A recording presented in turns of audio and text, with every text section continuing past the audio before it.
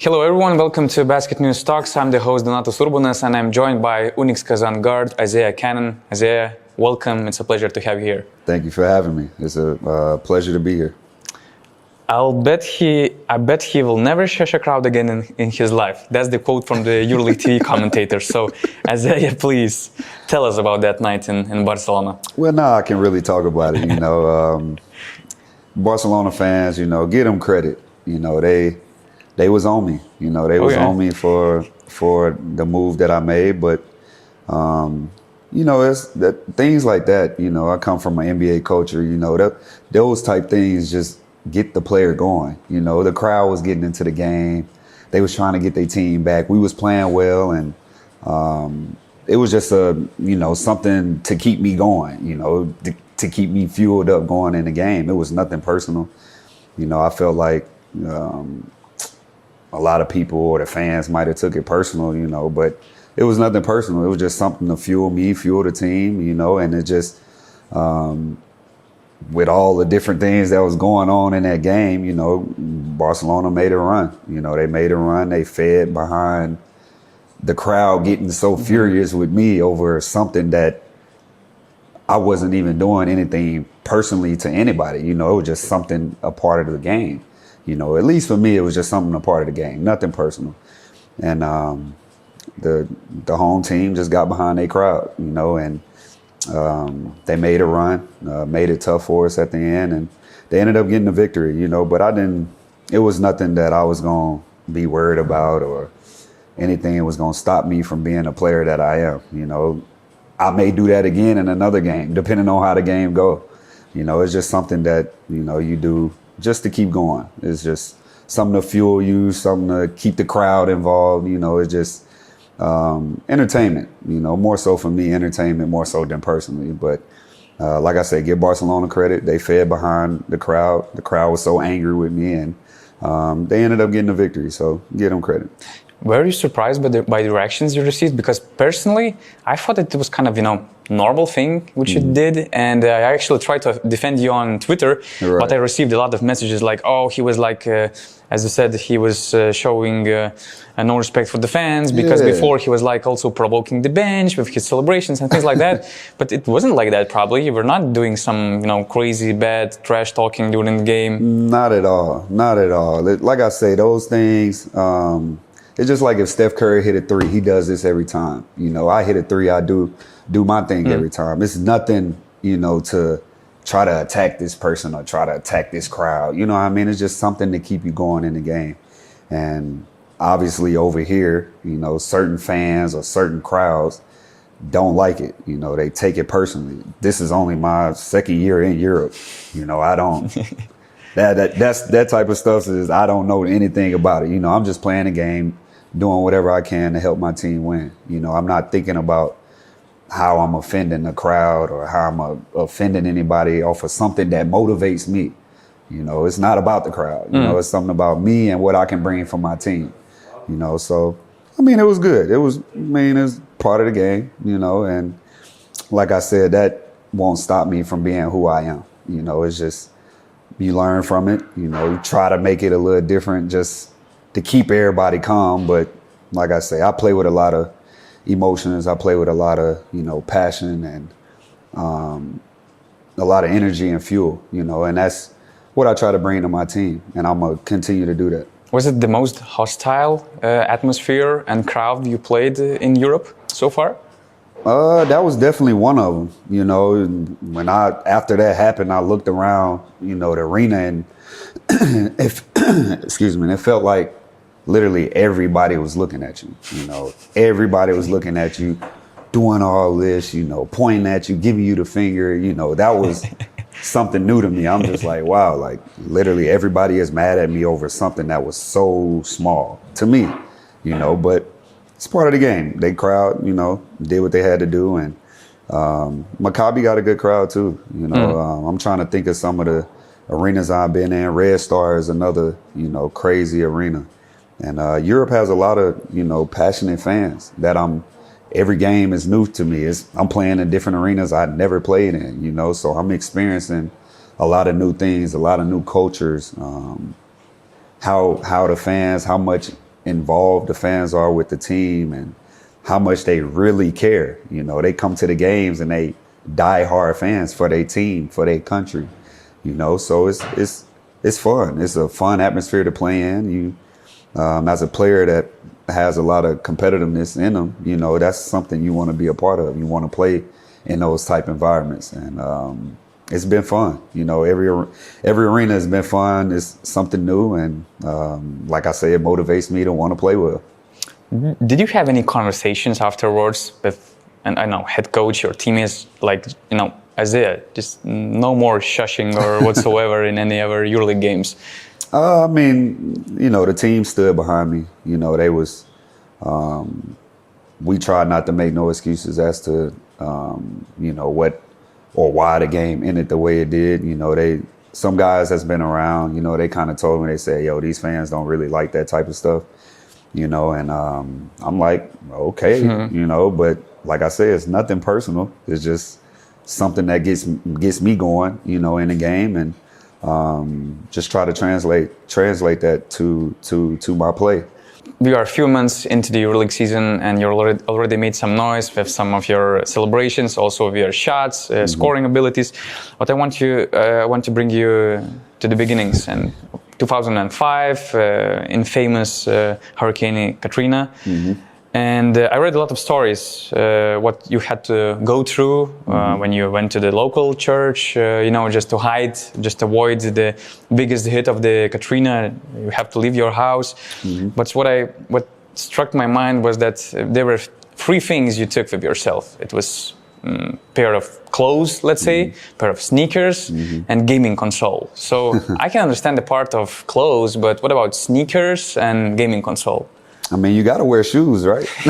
So, I mean, my shoes. These were basketball sneakers, right? It was not specifically? Just some everyday shoes. Okay. You know, I was 14, so 14-year-old wear basketball shoes as an everyday shoe, you know. But right off the top of the head, I can't remember the exact, you know, shoe, but I do remember a couple pair of clothes, a couple pair of shoes, and my PlayStation, you know, because where I'm from, we experience hurricanes every year. You know, we have hurricane season. Some hurricanes are strong, some of them are not. You know, so that's just a part of where I'm from and where I live at. You know, and like some of the stories you read, you know, we was just, you know, thinking it was going to be a normal hurricane. You know, something that we will make it through. You know, not knowing that it was going to be one of the worst hurricanes ever to hit the United States, you know, and we was living out of a FEMA trailer. You know, I lived out of a FEMA trailer for like 2 years, and you know, that's when it's so easy to talk right now about that, but you know what it's like, you know, to live it in a trailer for a few years. A trailer probably the size of maybe half of this room we in. You know, it's a small thing, and you just be thankful for what you have. You know, you lose something, and what someone gives you is, you know, you have no choice but to be thankful, because at the end of the day, you're still here breathing, and that's what matters. And you made it to the NBA as a second round pick in 2013, right? Yeah. What kind of blessing it was for you? I can imagine your family being so happy. I'm not sure if grandmother was with you back then. So she was there. She's still here today. Special. Yeah, for sure. Yeah, it was. You know, that I try to use that as, you know, motivation to, because I had that dream of making it to the NBA as a little kid, 5-6-year-old kid. You know, and I just went through that part of my life. You know, I tried to use that to motivate me and to fuel me to want to go harder, to want to be able, you know, to one day be able to take care of my family. And you know, if anything was like that to go happen again, I'll be able to, you know, help in any kind of way. And like I say, that was a moment of my life as a 14-year-old kid where I had to grow up. You know, I just had to grow up. Obviously have fun, but at the same time know what I need to do, you know, and know what's more important. What kind of game changer for your career and your life in general was that injury in 2018? I mean, that was an injury that don't just happen every day, you know, and it definitely changed. You know, it was something else, kind of like, you know, the hurricane, where I had to, you know, sit back and really focus on what's important, you know, what's important right now. And at that time, my therapy was important, you know, continue to believe, continue to keep the faith in my ability, you know, wanting to come back stronger or better, you know, and not be a statistic as to, oh, he wasn't the same player after the injury. Oh, he can't do the same things. You know, I wanted to overachieve that. I wanted to be better. I wanted to be, you know, better person, you know, those type things, you know, you can go either way. You can go left or you can go right, you know, and I wanted to go in the right direction. You know, I wanted to excel after the injury. I didn't want to go down. And,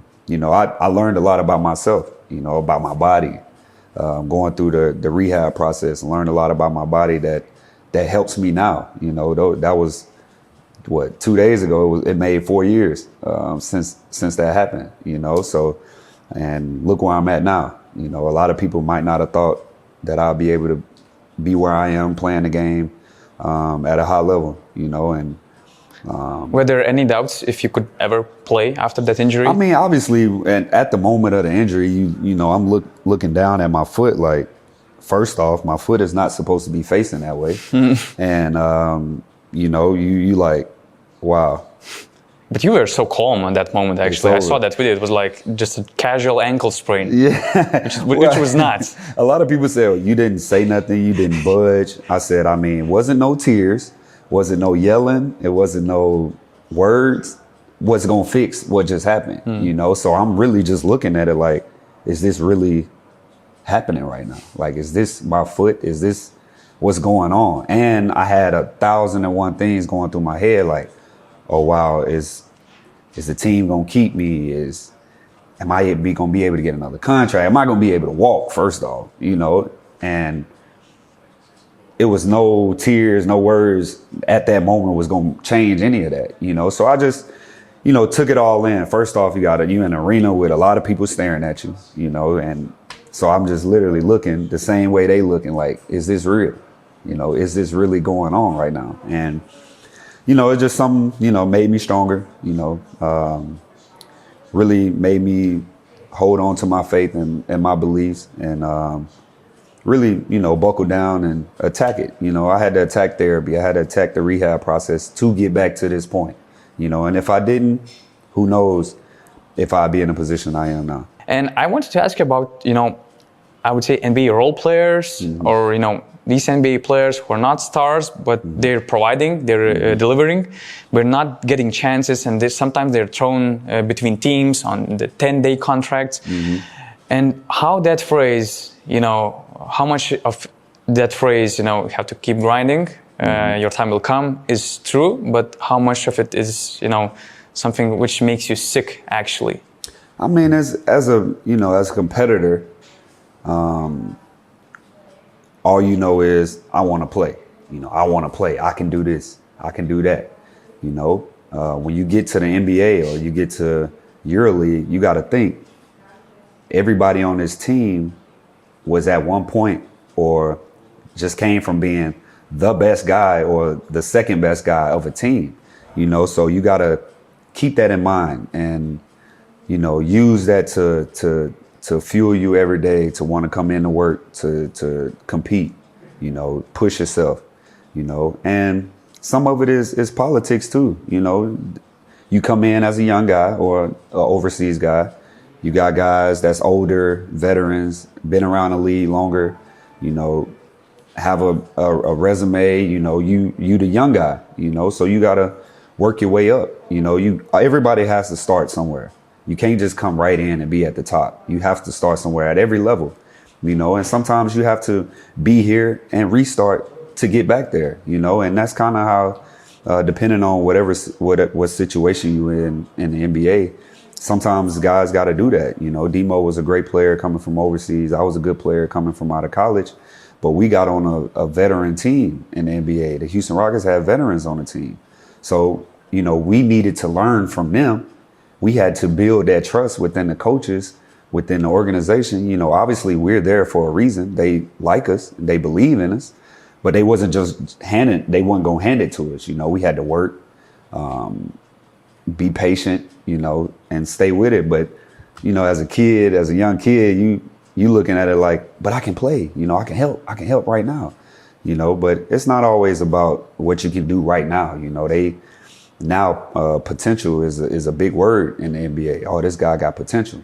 In a couple years, we're going to really need him, So you just got to try to keep that and, just always believe in yourself. If you believe in yourself, you believe in your abilities, no matter if it's now or later, you will have the opportunity to show that. And Demo had his opportunity, I had my opportunity, and we're both, having good careers within ourselves. He has his career, I have my own career, and but we all had to start and restart at some point, and as long as you keep your faith, I feel like everything else will work out. Take us through the first few practices of Coach Velimir Perasovic. What were you thinking about European way of, preparing for the season? My first practice with him, all I knew was I felt like I was on a track team. And he's big on speed. He was a great player. I didn't really know him personally, because he played before I was even thought of, but once I got here, everybody told me, even him, he came to me and was like, yeah, I played your position, but I was a good player. He was like, I was a good player though, and Herzonia gave me a little information on him, showed me some highlights of him. And was like, yeah, Coach used to be a good player back in the day. So then I went to him one day in practice. I was like, you was an okay player back then. I went and watched you a little bit. You was an okay player, but he's a good guy. When Isaiah Canaan goes on 1 from 15, what's the next night or the next morning for him? Well, I have the 12 o'clock rule. At 12 o'clock, the night of that game, it's a new day. So whatever happened before 12 o'clock, I can't change. I can only be better the next day, so I let it go. I say what I got to say before 12, feel how I got to feel before 12, beat myself up, say I was terrible tonight, and as soon as 12 o'clock happened, I try to let it go. Go to sleep, wake up, new day, 0-0. I haven't took a shot today, so I just move on. I got to move on. I got a game. I got another game in 2 days. Might have another game tomorrow. You know what I mean? So you just got to move on from it. And I'm not perfect. You can go on the street where it feels like you can't miss, and then you have 2 games where the ball don't go in. And now it just feel like everybody's, the whole world is shaking up because they're not used to that. I'm not used to missing. I hate missing. I'm a mister. Mrs. for misses. I'm a mister. So, I'm not accustomed to missing, but it's a part of the game. And I can't dwell on it. I can't just soak in, I missed a shot. I went 0 for 10. I went whatever percentage tonight, because it's another game coming in. I got to be my best for that game. May 29th, 2022. I'm not so sure if you're aware of it, but it's the day of the EuroLeague final. Mm-hmm. Do we see Isaiah Canaan and UNICS shushing the Europe again?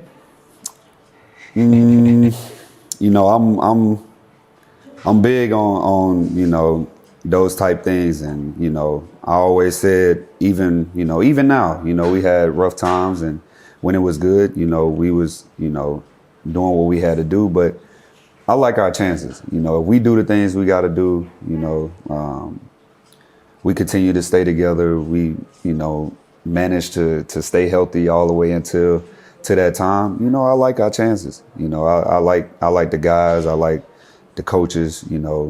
We're really, building something here, and it's gonna be ups and downs. We can't get too high and we can't get too low. We got to try to stay, even keel, and I really like our chances if we stay the course, continue to believe in each other, continue to lift up each other, and continue to bring it. A lot of people is against us. A lot of people don't want to see us there, and we got to use that as fire. And on top of that, everybody know us now. So we got to know we're not hunting anymore. people are coming for us. You know, they know how we coming, so they are preparing, you know, to be ready for us. And we just gotta, you know, be better. We just gotta, you know, be better in practice. You know, pay more attention to details, get closer together. You know, and like I say, stay even keel. We stay even keel. We stay healthy. I like our chances. Isaiah Canaan, guys, thanks a lot. It was a pleasure to have you on the show. Follow us on BasketNews.com and follow The Future Free, right, on Instagram, because Isaiah posts some good stuff over there. For sure, for sure. Just try to take you into life, bring you around Europe. It's my first time seeing Europe, so just try to have fun with it. And I really appreciate y'all inviting me on the show. It was a pleasure. Thank you. Thank you. Yep.